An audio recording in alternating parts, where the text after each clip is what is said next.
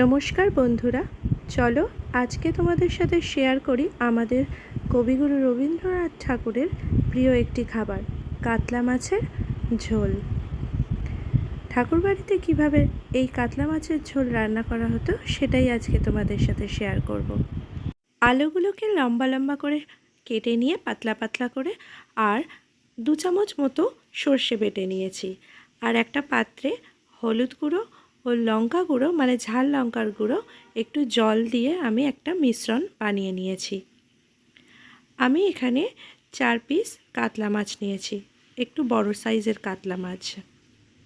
তারপর এই মাছগুলোকে আমি তেলে এক এক করে ভেজে নেব। খুব একটা কড়া করে ভাজবো না, হালকা করেই ভাজবো। হালকা করে ভাজলে মাছের টেস্টটা ভালো পাওয়া যায়। মাছগুলোকে আমি নুন, হলুদ আর একটু সামান্য তেল দিয়ে মাখিয়ে রেখে দিয়েছিলাম যাতে না ছিটকায়। দেখো মাছগুলো আমার ভাজা হয়ে গেছে। আর ওই তেলেতেই আমি কেটে রাখা আলুগুলোকে ভালো করে ভেজে নেব। একটু হলুদ দিয়ে লাল লাল করে ভেজে নেব, খুব একটা লাল করে নয়।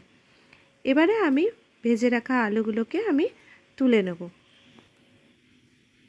আলু ভাজার পরে ওই তেলেতেই আমি একটু সামান্য চিনি দিয়ে নেব। আর চিনিটা একটুখানি গলা অবধি ওয়েট করে তারপরে আমি ওই তেলের ওপরে দিয়ে দেবো করে রাখা মিশ্রণটা, মানে হলুদ আর লঙ্কা গুঁড়োর যে মিশ্রণটা করে রেখেছিলাম সেই মিশ্রণটা তেলের ওপর আমি দিয়ে দেবো। তেলের ওপর দিয়ে ভালো করে সেটাকে কষিয়ে নেব। খুব বেশিক্ষণ কষানোর দরকার নেই, একটুখানি 2-3 মিনিট নাড়াচাড়া করার পরে আমি ওতে দিয়ে দেবো পরিমাণ মতো জল।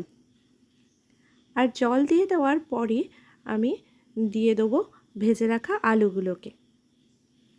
এবার ভালো করে ওটাকে মিশিয়ে নিয়ে আর একটু যদি জলের প্রয়োজন হয় সেটা বুঝে তোমরা দেবে।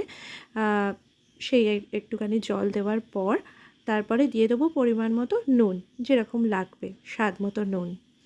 স্বাদ মতো নুন দিয়ে ভালো করে মিশিয়ে নিয়ে ওয়েট করব ঝোলটা ফুটে ওঠা অবধি। ঝোলটা ফুটে উঠলে তারপরে আমি ভেজে রাখা মাছগুলোকে এক এক করে দিয়ে দেবো।